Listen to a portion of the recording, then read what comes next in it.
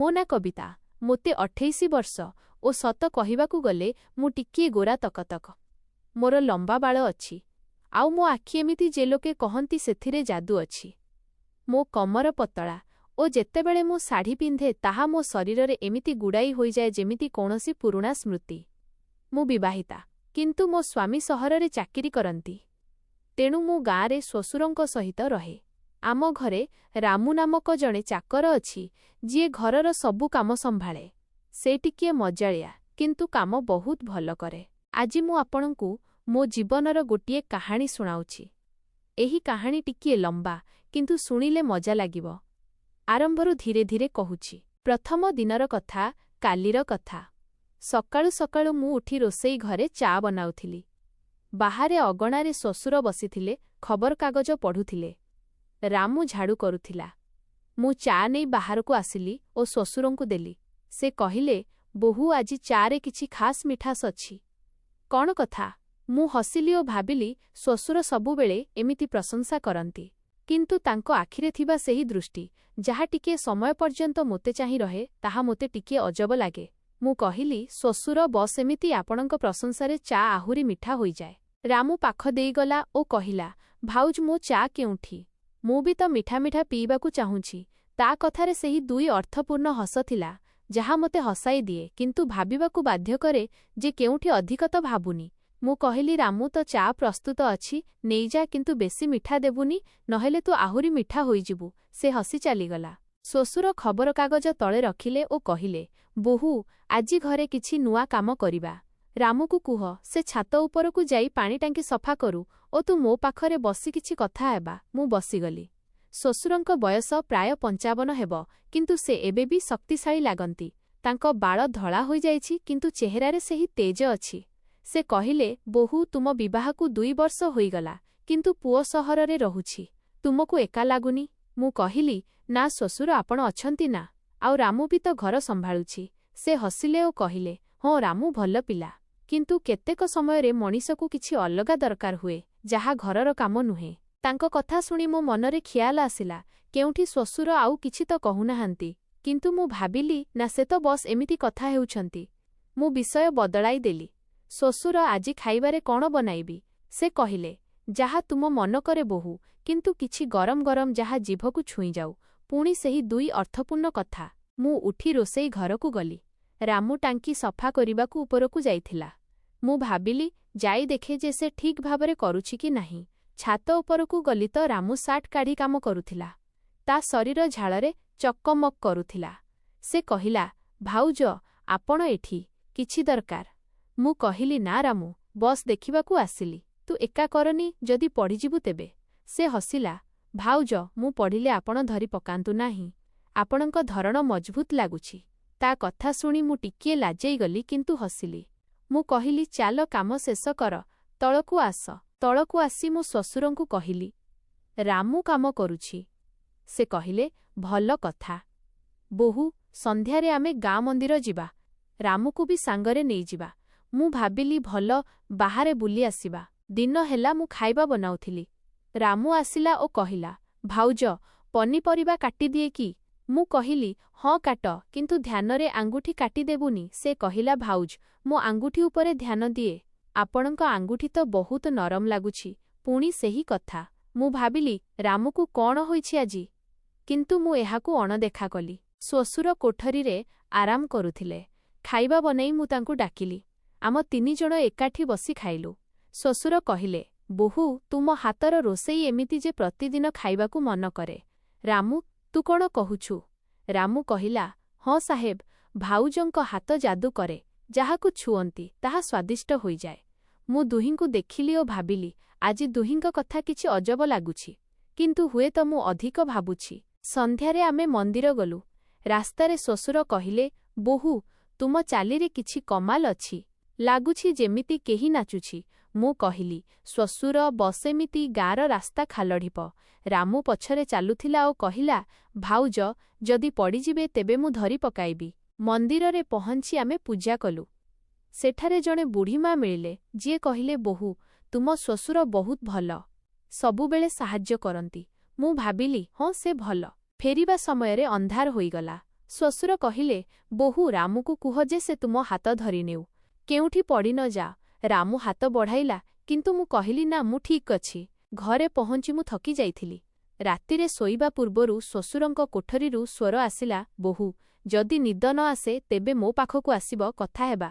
ମୁଁ ଭାବିଲି କେଉଁଠି ଶ୍ୱଶୁର ଏକା ଅଛନ୍ତି ସେଥିପାଇଁ, କିନ୍ତୁ ମନରେ ଗୋଟିଏ ସନ୍ଦେହ ଆସିଲା। ଦ୍ୱିତୀୟ ଦିନ ପରଦିନ ସକାଳେ ଉଠିଲି। ରାମୁ ଚା ବନାଉଥିଲା। ମୁଁ କହିଲି, ରାମୁ, ଆଜି ତୁ ଚା ବନା। ସେ କହିଲା, ଭାଉଜ, ମୋ ଚା ପିଇ ଦେଖନ୍ତୁ, ଆପଣଙ୍କୁ ମଜା ଆସିବ। ଗରମ ଗରମ ମୁଁ ଚା ପିଇଲି ଓ ଶ୍ୱଶୁରଙ୍କୁ ଦେଲି। ସେ କହିଲେ, ବୋହୂ, ଆଜି ଆମେ ଘର ପଛପଟ ବଗିଚାରେ କାମ କରିବା। ରାମୁକୁ କୁହ ଯେ ସେ ଖତ ଆଣୁ। ବଗିଚାରେ ଆମେ 3 ଜଣ ଗଲୁ। ମୁଁ ଫୁଲକିଆରି ସଫା କରୁଥିଲି। ଶ୍ୱଶୁର କହିଲେ, ବୋହୂ, ତୁମେ ନେଇ କାମ କର, ମୁଁ ଦେଖୁଛି। ତାଙ୍କ କଥା ଶୁଣି ମୁଁ ଟିକିଏ ଅସହଜ ହେଲି, କିନ୍ତୁ ଭାବିଲି ହୁଏତ ସାହାଯ୍ୟ ପାଇଁ କହୁଛନ୍ତି। ରାମୁ ଖତ ପକାଉଥିଲା ଓ କହିଲା, ଭାଉଜ, ଏହି ଖତ ପକାନ୍ତୁ, ଫୁଲ ଆହୁରି ସୁନ୍ଦର ହୋଇଯିବେ, ଆପଣଙ୍କ ଭଳି। ମୁଁ ହସିଲି, କିନ୍ତୁ ମନରେ ଭାବିଲି, ରାମୁର କଥା ଆଜିକାଲି କିଛି ଅଧିକ ହେଉଛି। କାମ କରୁ କରୁ ଦିନ ହେଲା। ଶ୍ୱଶୁର କହିଲେ, ବୋହୂ, ଥକିଗଲ, ଆରାମ କର। ରାମୁ, ତୁ ବୋହୂକୁ ପାଣି ଦେ। ରାମୁ ପାଣି ନେଇ ଆସିଲା ଓ କହିଲା, ଭାଉଜ, ଏହି ପାଣି ପିଇ ଦିଅନ୍ତୁ, ଶରୀର ଥଣ୍ଡା ହୋଇଯିବ। ମୁଁ ପିଇଲି ଓ ଭାବିଲି, ଏ ଦୁହେଁ ଆଜି କ'ଣ କରୁଛନ୍ତି? ଦିନରେ ମୁଁ ମୋ କୋଠରୀରେ ଥିଲି। ଶ୍ୱଶୁର ଆସିଲେ ଓ କହିଲେ, ବୋହୂ, ତୁମ କୋଠରୀ ଦେଖିବି। କିଛି ସଫାସୁତୁରା ଦରକାର? ମୁଁ କହିଲି, ନା ଶ୍ୱଶୁର, ଠିକ୍ ଅଛି। କିନ୍ତୁ ସେ ଭିତରକୁ ଆସିଲେ ଓ ସେଜ୍ ଉପରେ ବସିଗଲେ। କହିଲେ, ବୋହୂ, ପୁଅ ସହରରେ ଅଛି, ତୁମକୁ କିଛି ଅସୁବିଧା ତ ନାହିଁ? ମୁଁ କହିଲି, ନା। ସେ କହିଲେ, ଯଦି କୌଣସି ଆବଶ୍ୟକତା ଥାଏ ତେବେ କହିବ, ମୁଁ ଅଛି ନା। ରାମୁ ବି। ତାଙ୍କ କଥାରେ ସେହି ଧ୍ୱନି ଥିଲା ଯାହା ମୋତେ ଭାବିବାକୁ ବାଧ୍ୟ କରେ, କିନ୍ତୁ ମୁଁ ଭାବିଲି ହୁଏତ ବାପାଙ୍କ ଭଳି ସ୍ନେହ। ସନ୍ଧ୍ୟାରେ ରାମୁ କହିଲା, ଭାଉଜ, ଆଜି ରାତିରେ ମୁଁ ଘର ବାହାରେ ଶୋଇବି, ଯଦି କିଛି ଡର ଲାଗେ ତେବେ। ମୁଁ କହିଲି, ନା ରାମୁ, ତୁ ତ କୋଠରୀରେ ଶୋ। ରାତିରେ ନିଦ ଆସୁଥିଲା। ମୁଁ ଭାବୁଥିଲି ଶ୍ୱଶୁର ଓ ରାମୁଙ୍କ କଥା କିଛି ଅଜବ ଲାଗୁଛି। କେଉଁଠି କିଛି ଅଲଗା ତ ନାହିଁ। କିନ୍ତୁ ପୁଣି ଭାବିଲି, ନା, ସେମାନେ ଭଲ ଲୋକ। ତୃତୀୟ ଦିନ ସକାଳେ ମୁଁ ଗାଧୋଇ ବାହାରକୁ ଆସିଲି। ଶାଢ଼ୀ ଗୁଡ଼ାଉଥିଲି। ରାମୁ ପାଖ ଦେଇଗଲା ଓ କହିଲା, ଭାଉଜ, ଆପଣଙ୍କ ଶାଢ଼ୀ ଆଜି ବହୁତ ଭଲ ଲାଗୁଛି। ସେ ଫିଟିଂ। ମୁଁ ତାକୁ ଚାହିଁଲି କିନ୍ତୁ ହସିଦେଲି। ଶ୍ୱଶୁର କହିଲେ, ବୋହୂ, ଆଜି ଆମେ ଗାଁର ନଦୀ କୂଳକୁ ଯିବା। ସେଠାରେ କିଛି କାମ ଅଛି। ରାମୁକୁ ସାଙ୍ଗରେ ନେଇ ଚାଲ। ନଦୀ କୂଳରେ ଗଲୁ। ସେଠାରେ ପାଣି ବହୁଥିଲା। ଶ୍ୱଶୁର କହିଲେ, ବୋହୂ, ପାଣିରେ ଗୋଡ଼ ପକାଅ, ଥଣ୍ଡା ଲାଗିବ। ମୁଁ ଗୋଡ଼ ପକାଇଲି। ରାମୁ କହିଲା, ଭାଉଜ, ଯଦି ଗଭୀରକୁ ଯିବାର ଅଛି ତେବେ ମୁଁ ସାଙ୍ଗରେ ଅଛି। ତାଙ୍କ କଥା ଶୁଣି ମନରେ ସନ୍ଦେହ ବଢ଼ୁଥିଲା। କେଉଁଠି ଏ ଦୁହେଁ ମିଶି କିଛି ଯୋଜନା ତ କରୁନାହାନ୍ତି? କିନ୍ତୁ କାମ ଥିଲା ନଦୀ କୂଳରେ କିଛି ଗଛ ଲଗାଇବାର। ଆମେ ଗଛ ଲଗାଇଲୁ। ଶ୍ୱଶୁର କହିଲେ, ବୋହୂ, ତୁମ ହାତ ଲଗାଇ ଏହି ଗଛ ବଡ଼ ହୋଇଯିବ। ତୁମର ସ୍ପର୍ଶ ଖାସ୍। ରାମୁ କହିଲା, ହଁ ସାହେବ, ଭାଉଜଙ୍କ ସ୍ପର୍ଶ ତ ଯାଦୁ। ମୁଁ ଭାବୁଥିଲି ଏହି କଥାଗୁଡ଼ିକ କେଉଁଆଡ଼େ ଯାଉଛି। ଫେରିବା ସମୟରେ ଶ୍ୱଶୁର କହିଲେ, ବୋହୂ, ସନ୍ଧ୍ୟାରେ ଘରେ ଗୋଟିଏ ଛୋଟ ପୂଜା କରିବା। ରାମୁକୁ କୁହ ଯେ ସେ ଜିନିଷ ଆଣୁ। ସନ୍ଧ୍ୟାରେ ପୂଜା ହେଲା। ପୂଜାରେ ଶ୍ୱଶୁର କହିଲେ, ବୋହୂ, ତୁମେ ଆରତି କର। ତୁମର ସ୍ୱର ମିଠା। ମୁଁ ଆରତି କଲି। ରାମୁ ଦେଖୁଥିଲା ଓ କହିଲା, ଭାଉଜ, ଆପଣଙ୍କ ଆରତି ଶୁଣିଲେ ମନ ଶାନ୍ତ ହୋଇଯାଏ, କିନ୍ତୁ ଶରୀରରେ କିଛି ଅଲଗା ହୁଏ। ତା କଥାରେ ମୁଁ ଚମକି ପଡ଼ିଲି, କିନ୍ତୁ ଅଣଦେଖା କଲି। ପୂଜା ପରେ ଶ୍ୱଶୁର କହିଲେ, ବୋହୂ, ଏବେ ରାତି ହୋଇଗଲା। ଯଦି ଏକା ଲାଗେ ତେବେ ମୋ କୋଠରୀକୁ ଆସିବ। ଆମେ ପୁରୁଣା ସ୍ମୃତି କଥା ହେବା। ମୁଁ କହିଲି, ଠିକ୍ ଅଛି ଶ୍ୱଶୁର, କିନ୍ତୁ ମନରେ ସନ୍ଦେହ ବଢ଼ୁଥିଲା। ରାତିରେ ମୁଁ ଶୋଇପାରିଲି ନାହିଁ। ଭାବୁଥିଲି, କେଉଁଠି ଶ୍ୱଶୁର ଓ ରାମୁର କିଛି ଗୁପ୍ତ କଥା ତ ନାହିଁ। ଚତୁର୍ଥ ଦିନ ସକାଳେ ଶ୍ୱଶୁର କହିଲେ, ବୋହୂ, ଆଜି ଘରର ପୁରୁଣା କୋଠରୀ ସଫା କରିବା। ରାମୁ ସାହାଯ୍ୟ କରିବ। ପୁରୁଣା କୋଠରୀ ଥିଲା, ଯେଉଁଠାରେ ପୁରୁଣା ଜିନିଷ ରଖାଯାଇଥିଲା। ଆମେ ସଫା କରିବାକୁ ଲାଗିଲୁ। ଧୂଳି ଉଡ଼ୁଥିଲା। ଶ୍ୱଶୁର କହିଲେ, ବୋହୂ, ତୁମେ ଉପର ଆଲମାରି ସଫା କର। ରାମୁ, ତୁ ବୋହୂକୁ ଉପରକୁ ଉଠା। ରାମୁ ମୋତେ ଉଠାଇଲା। ତା ହାତ ମୋ କମରରେ ଲାଗିଲା। ମୁଁ ଅସହଜ ହେଲି, କିନ୍ତୁ କାମ ଥିଲା। କହିଲି, ରାମୁ, ଶୀଘ୍ର ତଳକୁ ଓହ୍ଲା। ସେ କହିଲା, ଭାଉଜ, ଆପଣ ହାଲୁକା, କିନ୍ତୁ ଧରଣ ମଜଭୁତ। ଶ୍ୱଶୁର ହସିଲେ। କାମ ଶେଷ ହେବା ପରେ ଶ୍ୱଶୁର କହିଲେ, ବୋହୂ, ଥକିଗଲ, ରାମୁ ଦ୍ୱାରା ମାଲିସ କରାଇବି? ମୁଁ ମନା କଲି, କିନ୍ତୁ ତାଙ୍କ କଥା ଏବେ ଅଧିକ ଲାଗୁଥିଲା। ଦିନରେ ରାମୁ କହିଲା, ଭାଉଜ, ଆପଣଙ୍କ ପିଠିରେ ଧୂଳି ଲାଗିଛି। ସଫା କରିଦିଏ କି? ମୁଁ ନିଜେ ସଫା କଲି। ସନ୍ଧ୍ୟାରେ ଶ୍ୱଶୁର କହିଲେ, ବୋହୂ ଆଜି ରାତିରେ ଆମେ ଗୋଟିଏ ଖେଳ ଖେଳିବା। ରାମୁ ବି ସାମିଲ ହେବ। ମୁଁ ପଚାରିଲି, କେଉଁଭଳି ଖେଳ? ସେ କହିଲେ, ବସ୍ ଅନ୍ଧାର ରାତିରେ ଲୁଚକାଳି ଭଳି, କିନ୍ତୁ ଘରେ। ମୁଁ ଭାବୁଥିଲି ଏହା କ'ଣ ଯୋଜନା? ରାତି ହେଲା।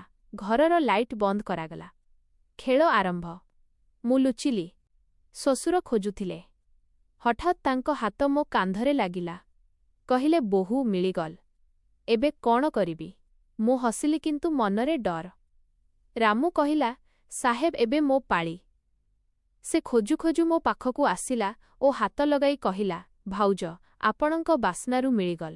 ଖେଳ ଶେଷ ହେଲା, କିନ୍ତୁ ମୋ ମନରେ ସନ୍ଦେହ ଥିଲା, କେଉଁଠି ଏଇ ଖେଳ କିଛି ଅଲଗା ତ ନୁହେଁ। ପଞ୍ଚମ ଦିନ ସକାଳୁ ହିଁ ପାଗ ଥଣ୍ଡା ଥିଲା, କିନ୍ତୁ ବର୍ଷା ନଥିଲା। ମୁଁ ଚା ବନାଉଥିଲି। ଶ୍ୱଶୁର କହିଲେ, ବୋହୂ ଆଜି ଆମେ ଘର ଭିତରେ ହିଁ ରହିବା। ରାମୁକୁ କୁହ ଯେ ସେ କିଛି ନୂଆ ବନାଉ। ରାମୁ କହିଲା, ଭାଉଜ ମୁଁ ହାଲୁଆ ବନାଇବି, ଗରମ ଗରମ ଚିପଚିପା। ମୁଁ କହିଲି, ବନା। ଖାଇବା ସମୟରେ ଶ୍ୱଶୁର କହିଲେ, ବୋହୂ ଏହି ହାଲୁଆ ତୁମ ଭଳି ମିଠା। ରାମୁ ତୁ ବୋହୂକୁ ଆହୁରି ଦେ। ରାମୁ କହିଲା, ଭାଉଜ ଆହୁରି ନିଅନ୍ତୁ, ପାଟିରେ ପକାନ୍ତୁ। କଥା ଏବେ ସ୍ପଷ୍ଟ ଭାବରେ ଦୁଇ ଅର୍ଥପୂର୍ଣ୍ଣ ଲାଗୁଥିଲା। ମୁଁ ଭାବୁଥିଲି ଏହା କେତେଦିନ ଚାଲିବ। ଦିନରେ ଶ୍ୱଶୁର କହିଲେ, ବୋହୂ ମୋ କୋଠରୀକୁ ଆସ, ଗୋଟିଏ ଗୁପ୍ତ କଥା କହିବି। ରାମୁକୁ ବି ଡାକ। ମୁଁ ଗଲି। ସେ କହିଲେ, ବୋହୂ ମୁଁ ଓ ରାମୁ ମିଶି ଗୋଟିଏ ଯୋଜନା କରୁଛୁ, କିନ୍ତୁ ଏବେ ବି କହିପାରିବୁ ନାହିଁ। ବାସ୍ ତୁମେ ପ୍ରସ୍ତୁତ ରୁହ, କିଛି ଦିନରେ ସରପ୍ରାଇଜ୍ ହେବ। ତାଙ୍କ କଥା ଶୁଣି ମନରେ ଆହୁରି ସନ୍ଦେହ ବଢ଼ିଗଲା। କେଉଁଠି ଶାରୀରିକ କିଛି ତ ନୁହେଁ। କିନ୍ତୁ ସେ କହିଲେ, ଏହା ପରିବାର ପାଇଁ। ପରବର୍ତ୍ତୀ ଦିନଗୁଡ଼ିକରେ ଏହି ସିଲସିଲା ଚାଲିଲା। ଶ୍ୱଶୁର ଓ ରାମୁଙ୍କ କଥା ଦୁଇ ଅର୍ଥପୂର୍ଣ୍ଣ, କିନ୍ତୁ କିଛି ହେଉନଥିଲା। ମୁଁ ଭାବୁଥିଲି, କେଉଁଠି ଏମାନେ ମୋତେ ପରୀକ୍ଷା ତ କରୁନାହାନ୍ତି କିମ୍ବା ଆଉ କିଛି। ରାମୁର ଦୃଷ୍ଟି, ଶ୍ୱଶୁରଙ୍କ ପ୍ରଶଂସା ସବୁଥିରେ କିଛି ଥିଲା, କିନ୍ତୁ ମୁଁ ଅପେକ୍ଷା କରୁଥିଲି। ସରପ୍ରାଇଜ୍ ଦିନ। ଦିନେ ଶ୍ୱଶୁର କହିଲେ, ବୋହୂ ଆଜି ରାତିରେ ଆମେ ତିନିଜଣ ମିଶି ଗୋଟିଏ କାହାଣୀ ଶୁଣାଇବା। ରାମୁ ଆରମ୍ଭ କରିବ। ରାତି ହେଲା। ରାମୁ କହିଲା, ଜଣେ ରାଜା ଥିଲେ, ଯାହାଙ୍କ ରାଣୀ ବହୁତ ସୁନ୍ଦର ଥିଲେ। ରାଜା ତାଙ୍କର ଯତ୍ନ ନେଉଥିଲେ, କିନ୍ତୁ ଚାକର ବି। କାହାଣୀରେ ଦୁଇଟି ଅର୍ଥ ଥିଲା। ଶ୍ୱଶୁର ଜାରି ରଖିଲେ, ରାଣୀଙ୍କୁ ଲାଗୁଥିଲା ଯେ ଚାକର କିଛି ଅଲଗା ଭାବୁଛି, କିନ୍ତୁ ପ୍ରକୃତରେ ଚାକର ବିଶ୍ୱସ୍ତ ଥିଲା। ମୁଁ ଶୁଣୁଥିଲି। କାହାଣୀ ଶେଷ ହେଲା, କିନ୍ତୁ ମୋ ମନରେ ପ୍ରଶ୍ନ ଥିଲା। ଧୀରେ ଧୀରେ ଦିନ ବିତିଗଲା। ପ୍ରତିଦିନ କିଛି ନୂଆ। ଦିନେ ଘରର ଛାତ ଉପରେ ଆମେ ତାରା ଦେଖୁଥିଲୁ। ଶ୍ୱଶୁର କହିଲେ, ବୋହୂ ତୁମେ ଚାନ୍ଦ ଭଳି। ରାମୁ ତୁ କ'ଣ କହୁଛୁ? ରାମୁ କହିଲା, ହଁ ସାହେବ, ଭାଉଜଙ୍କୁ ଦେଖିଲେ ରାତି ଭଲ ଲାଗେ। କଥା ଜାରି ଥିଲା, କିନ୍ତୁ କିଛି ହେଉନଥିଲା। ମୁଁ ଭାବୁଥିଲି, ଏହି ସନ୍ଦେହ କେବେ ଶେଷ ହେବ। ତାପରେ ଦିନେ ଶ୍ୱଶୁର କହିଲେ, ବୋହୂ ଏବେ ସରପ୍ରାଇଜ୍ର ସମୟ ଆସିଯାଇଛି। ରାମୁ ସବୁ ପ୍ରସ୍ତୁତ କର। ମୁଁ ଡରିଗଲି। ଭାବିଲି, ଏବେ କ'ଣ? ସନ୍ଧ୍ୟା ହେଲା। ଘରେ ଅନ୍ଧାର କରାଗଲା। ହଠାତ୍ ଲାଇଟ୍ ଜଳିଲା। ସେଠାରେ ମୋ ସ୍ୱାମୀ ଠିଆ ହୋଇଥିଲେ। କହିଲେ, କବିତା, ସରପ୍ରାଇଜ୍। ଶ୍ୱଶୁର କହିଲେ, ବୋହୂ ଆମେ ଦୁହେଁ ମିଶି ପୁଅକୁ ଘରକୁ ଡାକିବାର ଯୋଜନା କରୁଥିଲୁ, କିନ୍ତୁ ତୁମକୁ କହୁନଥିଲୁ, ସରପ୍ରାଇଜ୍ ପାଇଁ। ରାମୁ ସହର ଯାଇ ତାଙ୍କୁ ଆଣିଲା। ଆମ କଥା ବସ୍ ମଜାକ ଥିଲା, ଯାହାଦ୍ୱାରା ତୁମେ ବୋର୍ ନ ହୁଅ, କିନ୍ତୁ ପ୍ରକୃତରେ ସବୁ ପରିବାର ପାଇଁ। ମୁଁ ହସିଲି। ସବୁକିଛି ସ୍ପଷ୍ଟ ହୋଇଗଲା। ସେହି କଥାଗୁଡ଼ିକ ବସ୍ ମସଲା ଥିଲା, କିନ୍ତୁ ପ୍ରକୃତରେ ସ୍ନେହ ଥିଲା। ରାମୁ କହିଲା, ଭାଉଜ ଏବେ ସବୁ ଭଲ ଅଛି ଓ ଆମେ ସମସ୍ତେ ଖୁସି ହୋଇଗଲୁ।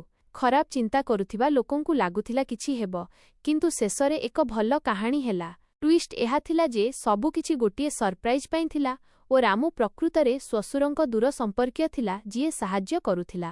ଏବେ ଘର ପୂରା ହୋଇଗଲା। ବନ୍ଧୁଗଣ, ଆପଣଙ୍କୁ ଏହି କାହାଣୀ କେମିତି ଲାଗିଲା? କମେଣ୍ଟ ବକ୍ସରେ କୁହନ୍ତୁ।